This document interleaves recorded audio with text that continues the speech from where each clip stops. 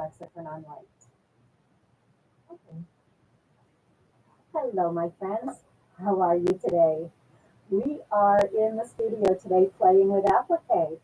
And when you see these beautiful quilts around me, I want to let you know that those are all rotary cut applique quilts. So I'm playing with applique today, and we're going to dive in together and play around with some ideas for new quilt patterns. When I'm traveling, I love to sit on the plane and just doodle. In my sketchbook, I have lots of different doodles that things that I'd like to play around with, ideas I'd like to try. I've written notes to myself on what might work and what might not work. If you keep going through my sketchbook, you're going to see all different types of ideas. And on this latest plane ride, when I went out to Texas to visit my mom, I was playing around with this triangle idea. My mom has a beautiful quilt that is wool applique and plaids, and I just love that quilt. And I was thinking, wouldn't it be fun to do something a little bit similar, but using rotary cut applique techniques instead of the wool applique techniques? So that's what we're going to play with today. So if you're here watching, let me know where you're coming from. I love to see who's out there watching as I'm playing with these designs. So one design that I was showing Jamie, who is one of my design collaborators. Jamie and I love to collaborate on designs. Jamie is a certified instructor for Sea Color Designs, and she also teaches rotary cut applique.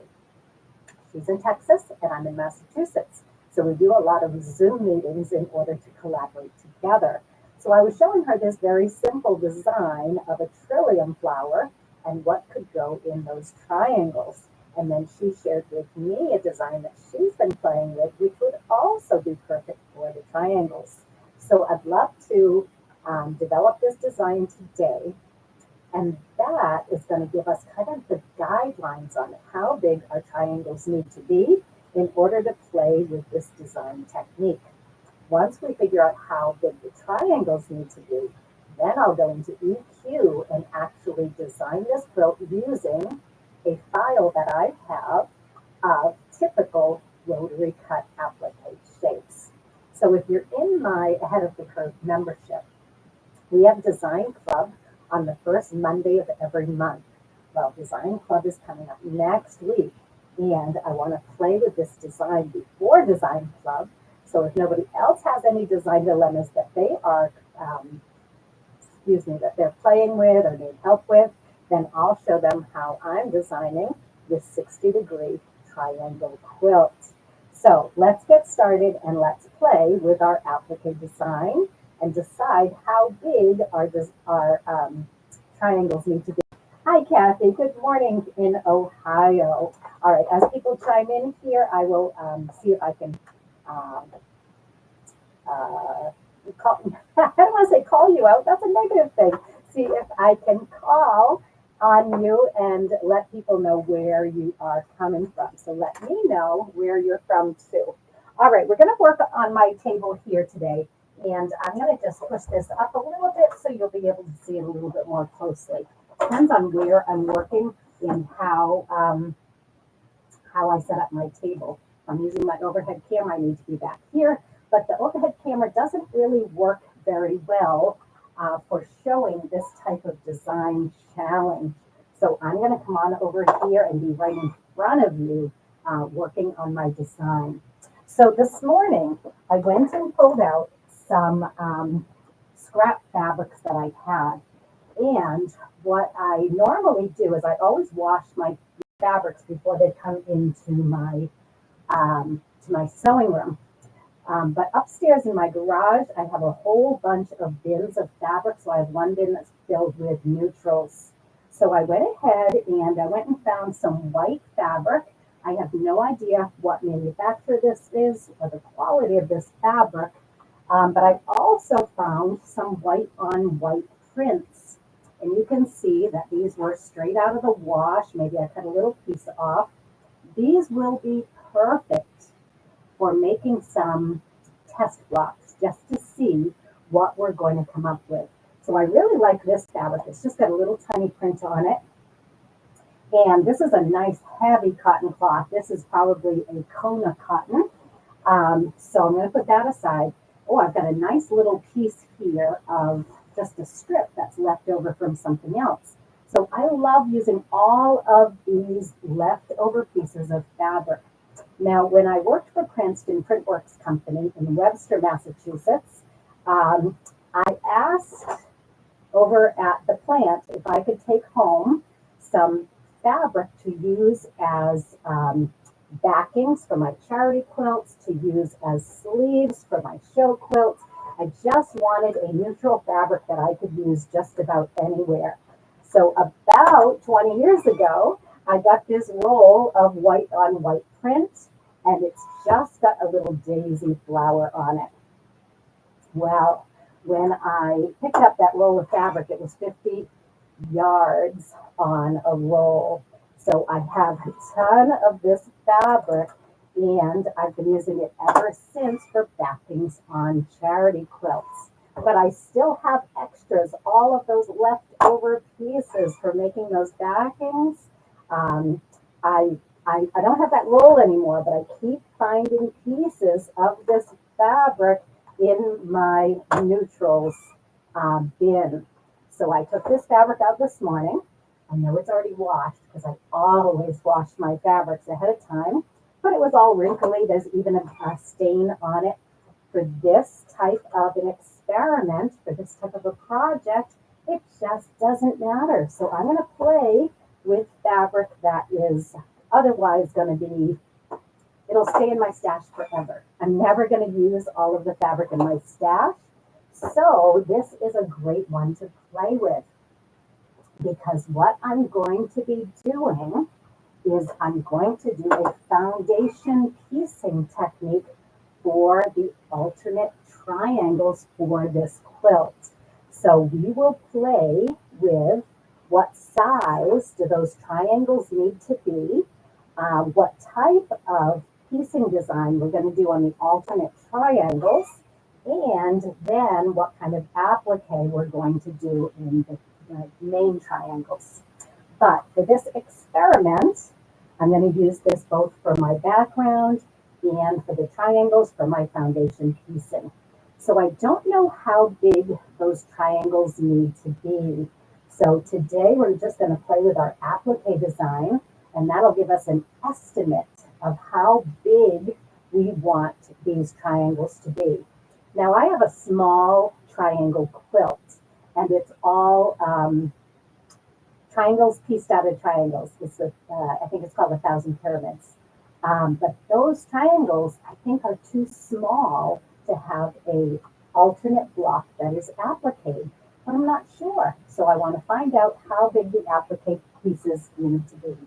So let's go ahead and dive into some of our pre-cut applique shapes. So recently I picked up this box, and it's filled with these smaller boxes. And I just love these boxes because when I demonstrate, I can cut my applique shapes and just place them in these boxes according to shape. Now they're not divided according to color. So what we create today might not be beautiful because I'm playing with shapes today, and that's how I design my quilts. I don't worry about the color until I have decided what I'm going to create. Then I'll find those beautiful fabrics and I'll create using my favorite fabrics. But for today, we're just going to play. So I'm going to go ahead and grab a ruler, and we want to make that 60-degree triangle. Now I am just playing today. This does not have to be perfect, and I'm just going to grab a regular old pencil. And for your purposes, I'm going to grab a red pencil. And I would not normally do this, but I'm going to grab a red pencil so that you can see what I'm doing. So what I'm going to do is I'm going to draw my triangle. And I don't know how big I want that triangle to be yet. So I'm going to draw a line that goes straight down the middle, and then I'm going to draw a line across. Now, I don't know how tall that triangle needs to be, So I'm going to draw a line across. Let's see. Let's give it a measurement. Let's play around and see what measurement we want. So that triangle right there is 14 inches tall. Now, if you go on to a program, an app on your phone or an app on the computer, you can absolutely find the ideal measurement for a 60-degree triangle. But I'm just playing here. It doesn't need to be the ideal measurement because I don't know what it's going to be yet. I'm just going to figure that out as we go. So let's see. If I do 14 inches across and we look for our 60-degree angle, I'm going to put that 60-degree angle right here. And let's see how far I'm going out. Let's go out by, well, that's 8 inches. So that would be 16 inches on one side. Let's try that. And then we're going to go across with that 60-degree angle and see what happens here. Okay, so we're going to go up at that 60-degree angle. And then we've got 16 inches this way. And then, I know I'm doing this on top of my cutting mat, my ironing mat, so it's raised up a little bit, and it's not quite the ideal piece to be working on here. I should be working on my table so I could make the whole triangle all at once, but I want to be able to still iron on this. I'm going to keep it on my ironing board. So we're going out by 8 inches. Let me put a little mark there, and then I'm going to use that 60-degree angle. And that should bring me up exactly to 16 inches. Okay, so now I have a triangle that is 16 inches on each side. And I'm guessing that's going to be a decent size to work with. And if you can't see that, I did do it in red, so I'm hoping you can see it.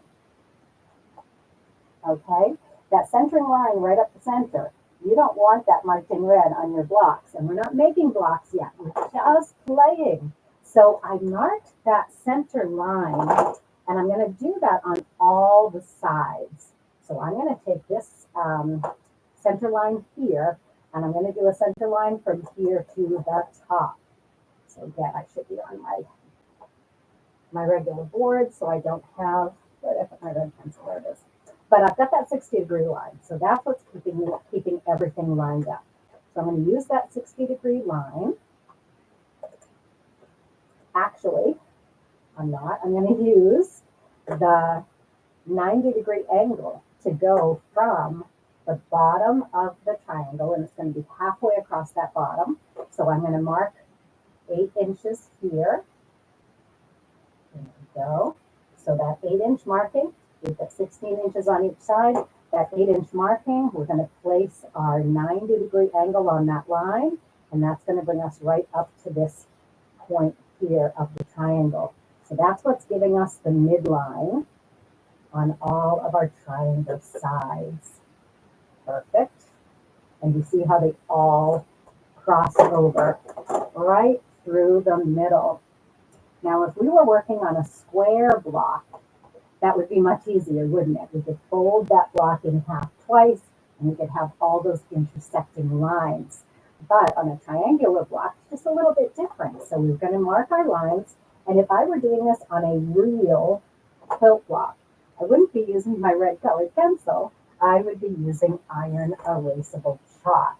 And I could absolutely be doing this on paper to start with, but where I already have some fused shapes cut out with fusible on the back, I'm just going to test this out on my actual fabric and see what I've got.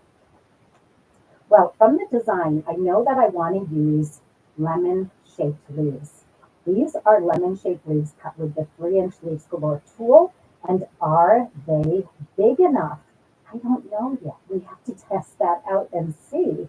If they're not big enough, we could cut them with a larger template, or we can scale down the size of this block.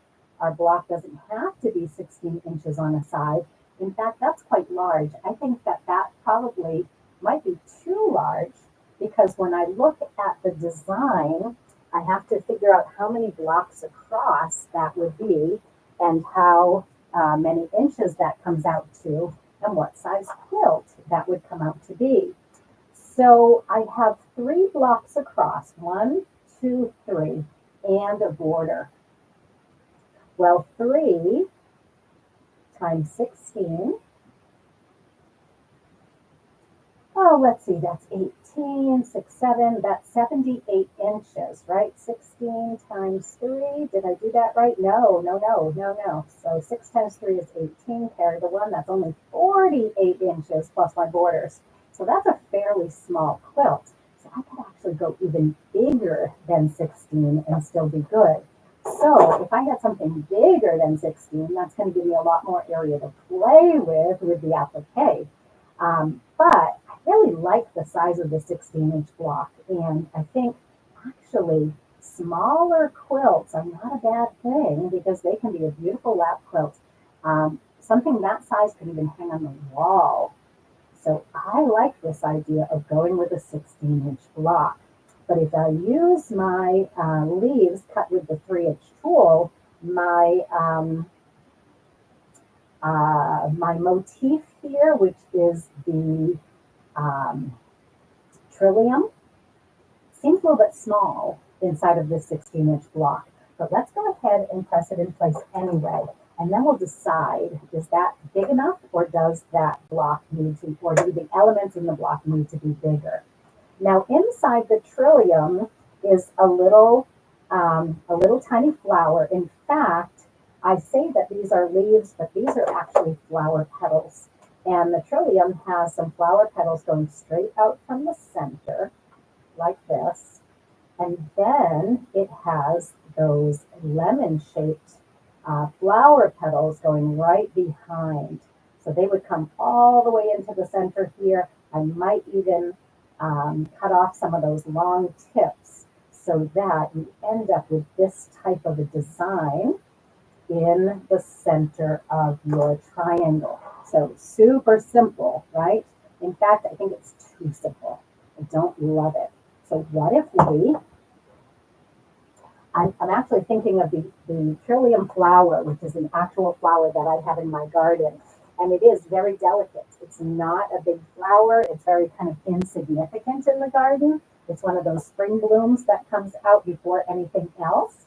And I don't want to get myself in trouble here, but I actually got some when I was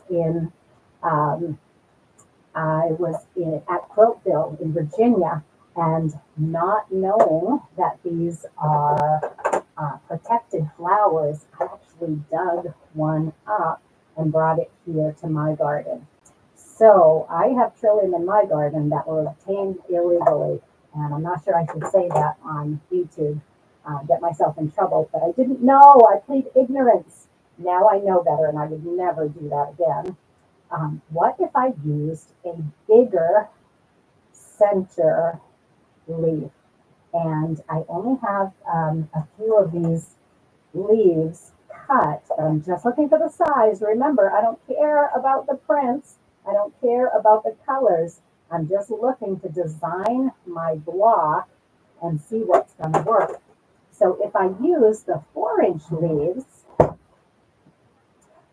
it's a little bit more of a significant flower in that 16-inch triangle, but I feel like the lemon-shaped leaves are a little bit too small now, because when I know what an actual trillium looks like, these would be larger. And I've got a lot of space out there. So let's go ahead and cut some lemon-shaped leaves that are larger.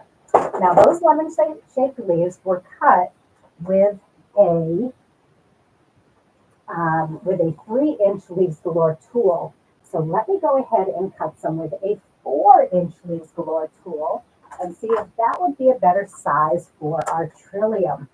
Now, when I'm cutting a lot of lemon-shaped leaves, a longer fabric is actually better. When I'm cutting with a shorter fabric like this, I'm not going to get a lot of lemon-shaped leaves. That 4-inch, the lemon-shaped leaf cut with the 4-inch tool is 8 inches long. So on a 12-inch piece of fabric, I'm going to get 1.5 leaves. So I really don't want to have half leaves. I want full leaves. So I can work with a piece of fabric that's 8 inches long or 16 inches long. I like to give myself a little leeway. So 16.5 would be the perfect size to work with. But I don't have any 16.5-inch fabrics just here that are ready to be cut. I need some that are already fused. So I'm just going to grab this purple one and this blue one, and I'm going to make as many leaves as I can, even though the fabric size is not ideal. So when I'm making lemon-shaped leaves, they come to a point at one end and to a point at the other end. And this center has to be lined up exactly with the center on the other side. So you could do two different things. You could take your regular ruler and your chalk wheel, and you could mark 4 inches down from the top. 1, 2, 3, 4. And that's going to help you line up the centers of your A on your tool. The A is the deepest depression and the highest peak. Every time your tool meets a peak or a valley, that's going to be the letter A on your tool.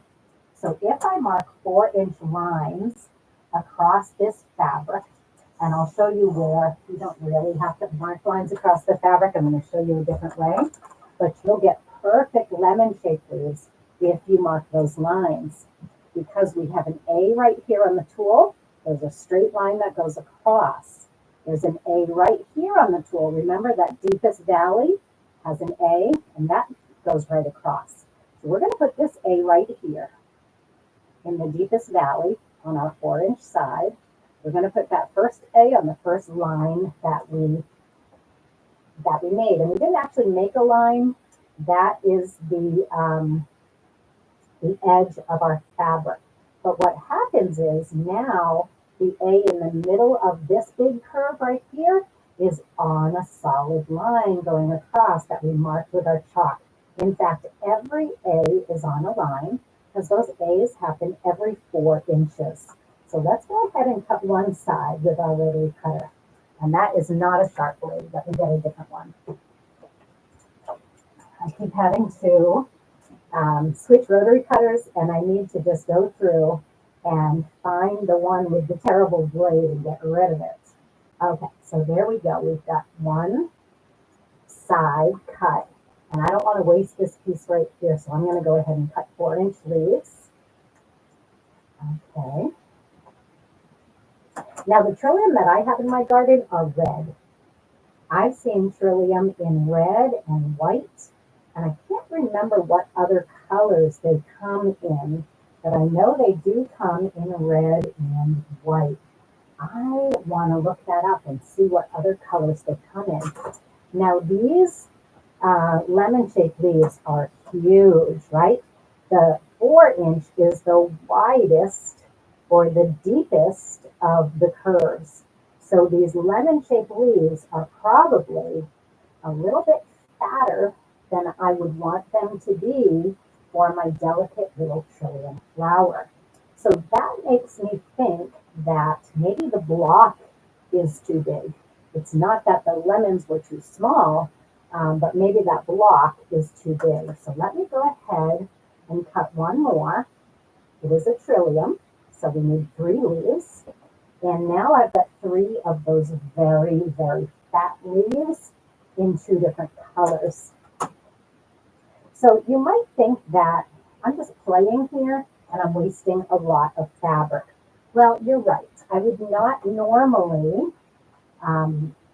waste a lot of fabric to do this when I'm playing around with my designs. I would normally do this on paper, but I just so happen to have leftover backings in a batik that are beautiful. They're leftover backings from my island batik quilts. And so I used those the other day for a demonstration, and I didn't use them. So they were just sitting here in a pile. I have no intention for them, no particular project for them. So I've decided that I'm just going to play with these just to get the layout But what I'm not going to do is I'm not going to fuse these because I don't want to waste this gorgeous fabric that already has fusible on the back. But I do want to play and see what the shapes look like on my 16-inch triangle. And I think that they're a little bit chunky. They're a little too clunky looking for my liking. Even on that big 16-inch triangle, they're really, really fat and not as delicate as the actual flower is. But since I'm going there, I want to just see what those 4-inch petals look like in the center. And certainly, you know what? I had cut one 4-inch petal from the leftover fabric. Let's go ahead and cut a few more. I have all this leftover fabric, right? So if I'm going to use the purple fabric for the lemon-shaped leaves, let's go ahead and use the blue fabric for our 4-inch leaves. So I've already got one cut. Here's a second one from the fabric that I have left over here. And let's see, this one is big enough that I need the blue. One of my ends big enough that I can actually squeeze a 4-inch leaf in there. That one's not big enough. Nope, that one's not big enough. So I'm going to cut one more, but I'm just going to cut through the blue fabric. And I'm just going to cut one leaf. So when I'm just cutting one leaf, I isolate that leaf on the tool. I'll cut one side, rotate it around, and cut the second side. Now you know that we can cut continuously and make these leaves much faster and easier. But I just needed one. So let's go ahead and put this back in place here. The reason why I like to use this board has little legs on it. And if I put this little leg up in the back, not the front one, just the back one, then it's tilted up so you can see it a little bit better. All right, so now I have 3 of the blue leaves. Let's put that right in the middle. Okay, now where this design is very, very simple and it looks a little bit chunky to me, a little clunky, I actually kind of like it. It gives me the flavor of an old, like a 30s quilt that was very simple shapes and not as much detail. I really like this design the way that it is in the 16-inch block. I might just bring these in from the outside edges a little bit more so they overlap a little bit with these flowers here and just show a little bit of the white behind. So I think that's really pretty. And if I go ahead with the 16-inch block size, I've got a lot more room to play with other designs.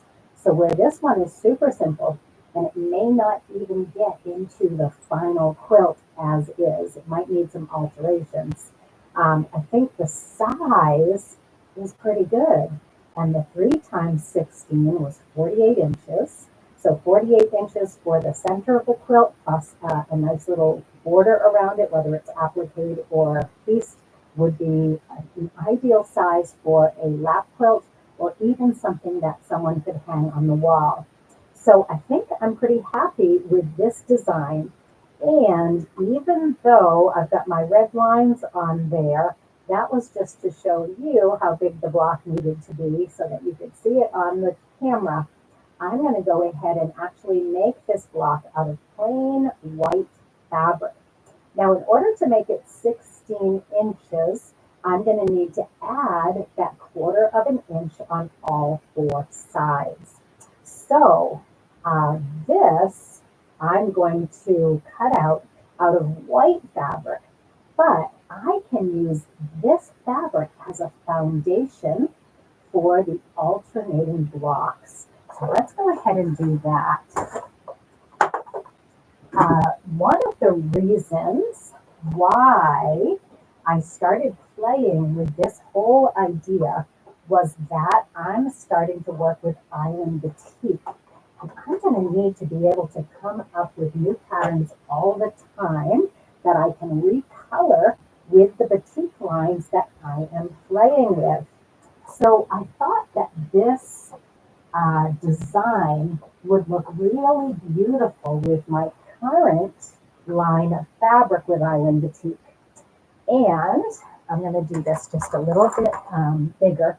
Um, I love that line of fabric, but I can't show it to you yet. But I have loads of it. And when you do batiks, you can often just add other batiks that you have.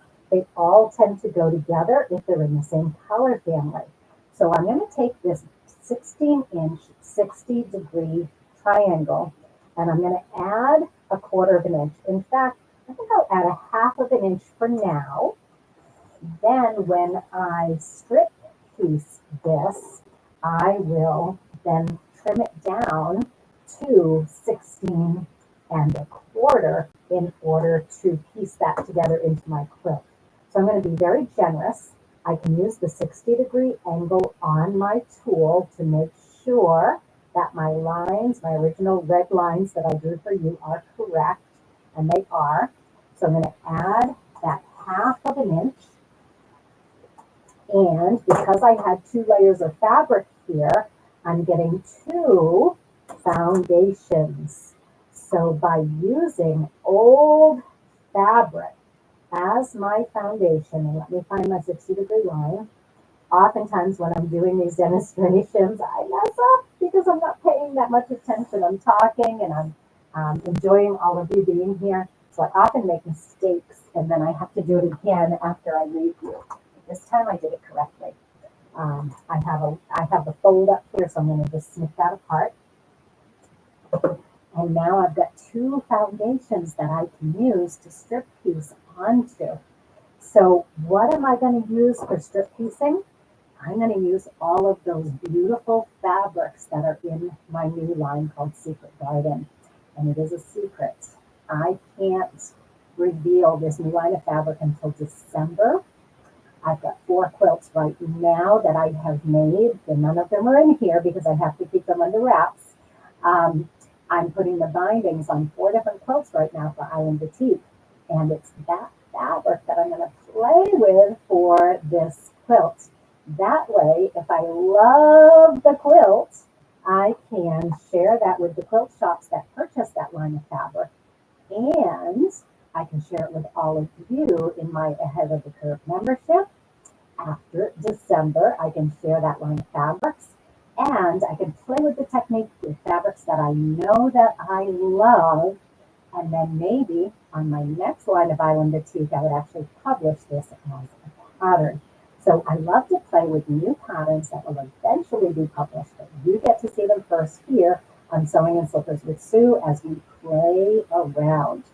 So how am I going to piece these foundations? I already have guidelines on there. So I might want to follow one of those lines and do something that's kind of diagonal. But I think I'm going to have a really fun time with this. And instead of piecing them all straight across or on the diagonal, I think I'm going to really have some fun.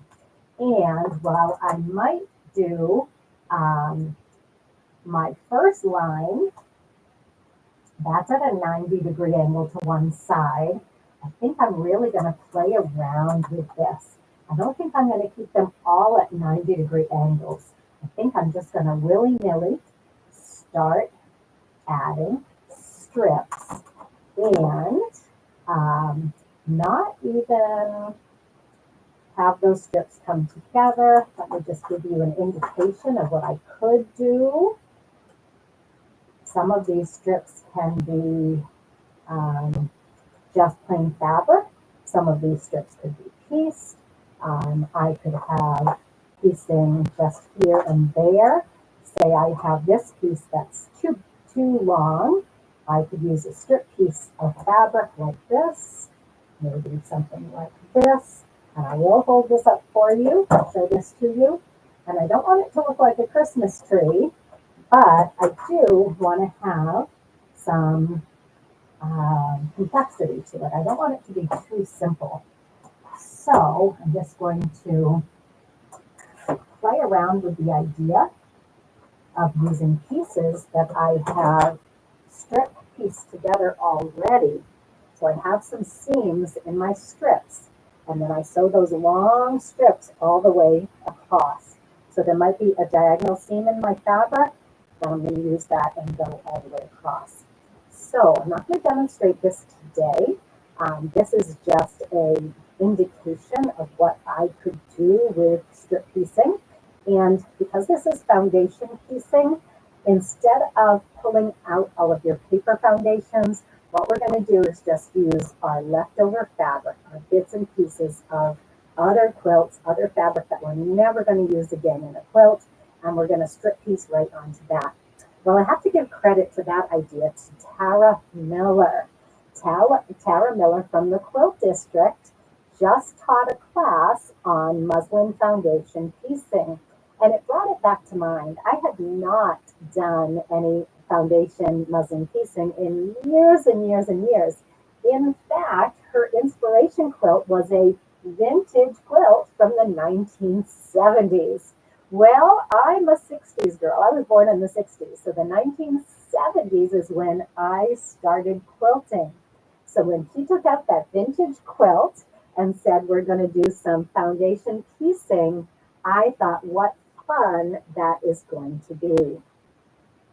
One of the reasons why we do foundation piecing is because all of these strips, if they're going to be sewn in crisscrossy ways all over the place, they're going to be bias strips at times. They're going to be on the bias.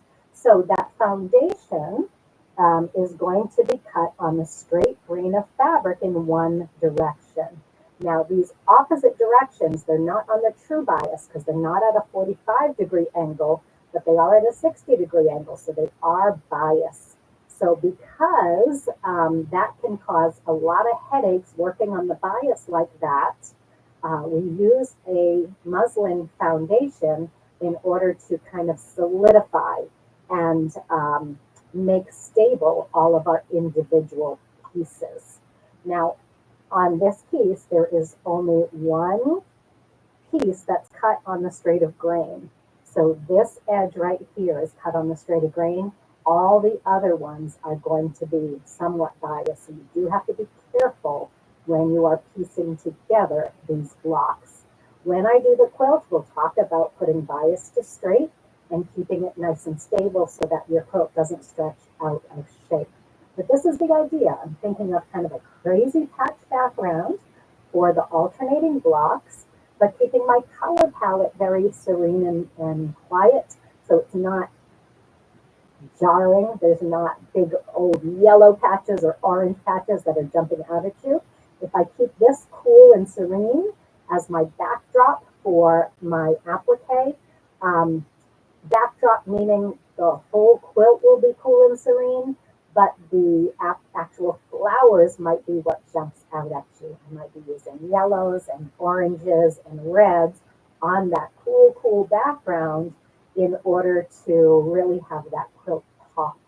So I love playing with this idea. I'm not going to go further than that today because I can't show the fabrics that I want to play with. But I hope that you enjoy this mini idea session on how we can get started with designing a new quilt, how to test out your applique designs to see if the scale is going to be correct for what you have in your mind. And then once you have the scale right, how to then translate that idea you have in your mind to an actual quilt. Now, if you want to continue to follow along on this project, it might be popping up again on Sewing and Slippers with Sue, but I cannot divulge the fabric line from Island Boutique until December. So I probably won't return to this quilt until December. It's possible that this quilt could become a new block of the month, possibly even starting in January. However, I have some other ideas up my sleeve, and over the next couple of months on Sewing and Slippers, on this episode right here on Tuesdays at 11, I'll be playing with some more design ideas. And then maybe we may just have a vote of our members what type of quilt they would like to see next, if it's going to be the 60-degree triangle quilt, or or one of the other ideas that I have ruminating both in my head and on my sketchbook where I write down all of my ideas. So stay tuned for more ideas of what could potentially become a new block of the month. Hey, Vicki, you thought that was a fun idea. I love it. And yeah, this 1970s does not sound vintage at all, but in the world of quilt dating and the quilt historians out there, they would call a 70s quilt a vintage quilt. Isn't that fun? Silhouette flowers. I love that idea. Vintage does sound better than ancient, Beverly. You are absolutely correct. And Elaine, 16-inch triangles. Would you get three from one strip of fabric? Um, 16 and 16 is 32, so you would get three, possibly four. Because if you have 16 this way, then 16, 16 again, and then 16, the four of them would be 16, 16, that's 32, and 8, that's 40. So if your fabric is at least 40, you would be able to get four. Okay, I like that size for that reason. It's a really good size, and those leftover bits could become your side pieces that you can piece into the sides of the quilt in order to make that quilt rectangular. So there's very little waste when we're doing something like that. So great thought, Elaine. I had not thought about that yet, but you're one step ahead of me, and I picked a good size for that. However, we have to add the half of an inch. And that half of an inch is significant because it's not a straight half, it's a half of an inch on an angle, which makes it more like an inch, okay? Or 7/8 of an inch. So we're going to have to work out those details. And if I use Island Batik white fabric, they use the same base fabric as for their batiks. It's a gorgeous quality, and it's 44 inches wide. So that would work, but for writing a pattern, I don't plan on everybody having 44-inch wide fabric, so I'd have to work out the details and see how to best cut those triangles. You may be right. If I get three, that might be just enough. If I have the 44-inch fabric, I could get four, and I could use a little bit less fabric that way. Okay. So good morning, everybody. So good to see you. I think that we're done for today. I'm not going to keep my sewing and slippers to an hour these days. I'm going to get my thoughts out there, and whenever we end, we end.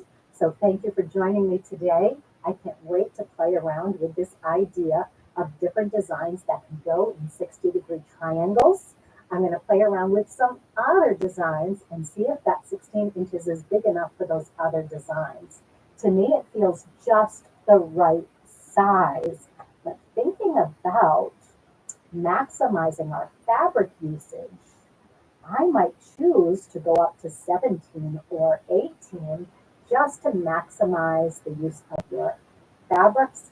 However, I really do want to think about the overall size of the quilt.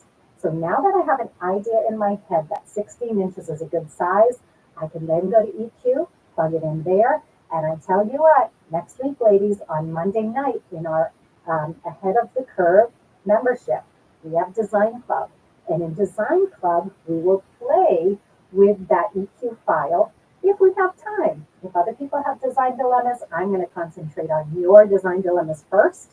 If you need advice on choosing colors or on your designs for a new quilt, I will absolutely help you design your quilts first. And then if nobody has any design dilemmas, then I'll come in and you can help me with my design dilemma. Is 16 inches the right size for this triangle? So thank you for joining me here on Sewing and Slippers with Sue. If you've liked what we've done today, we play with Applique every day in Ahead of the Curve membership. We have online classes where you can work with me in person, not in person, on Zoom, but live on Zoom so I can see what you're doing and I can help you through your projects. We also have an all-day sit and sew once a month. We have Design Club once a month. We have 2 workshops a month, and we have so much fun together. So if you're new to Rotary Cut Applique, Ahead of the Curve membership to learn applique skills is a wonderful place to start. So thank you for joining me today on Sewing and Flippers with Sue. Please like my channel, subscribe to the channel, and hit that little bell icon so you'll be notified of the next time I go live. And you might just see something pop up on the screen, probably over here, to bring you to another episode of Sewing and Slippers with Sue. Have fun with applique, and I'll see you all again soon.